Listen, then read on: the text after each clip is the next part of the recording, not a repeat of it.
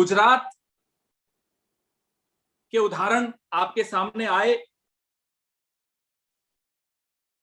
जहां एक अहमदाबाद के सिविल अस्पताल में जितनी मौतें हुई, सरकार के अगर दावे देखें तो पूरे राज्य में भी उससे कम दिखाई।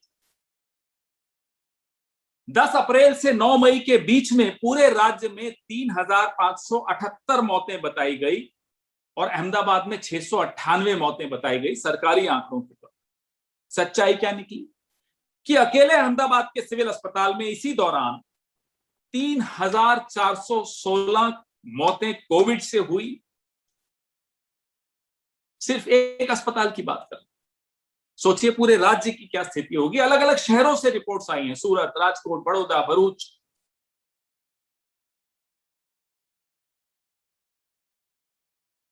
हाईकोर्ट ने भी गुजरात सरकार को लताड़ पिलाई थी, वहां भी उन्होंने गलत झूठे आंकड़े रखे।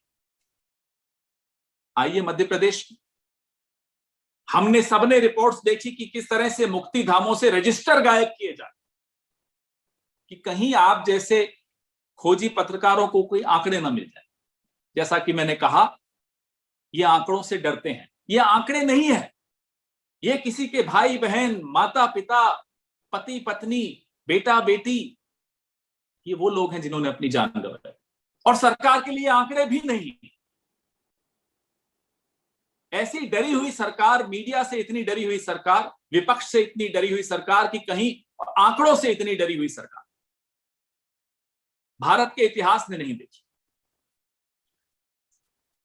पिछले साल की तुलना में जनवरी से मई, मध्य प्रदेश की हम बात कर रहे हैं, पिछले साल से आप 2020 से आप तुलना करिए जनवरी से मई के आंकड़े, तो 1,90,000 मौतें ज्यादा हुई।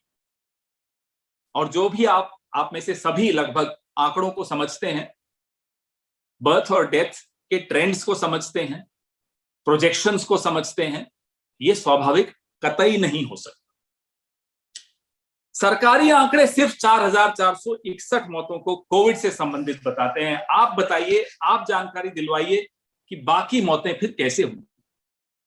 पिछले 7 साल में एक दृश्य बड़ा सामान्य हो गया है।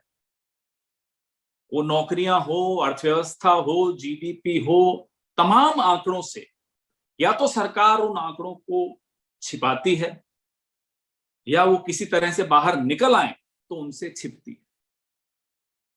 पार्लियामेंट में अक्सर यह देखा गया है, लोकसभा में और राज्यसभा में, कि एनडीए का मतलब ही नो डेटा अवेलेबल, आंकड़े ही नहीं होते, छिपाते हैं, दिखाते ही नहीं।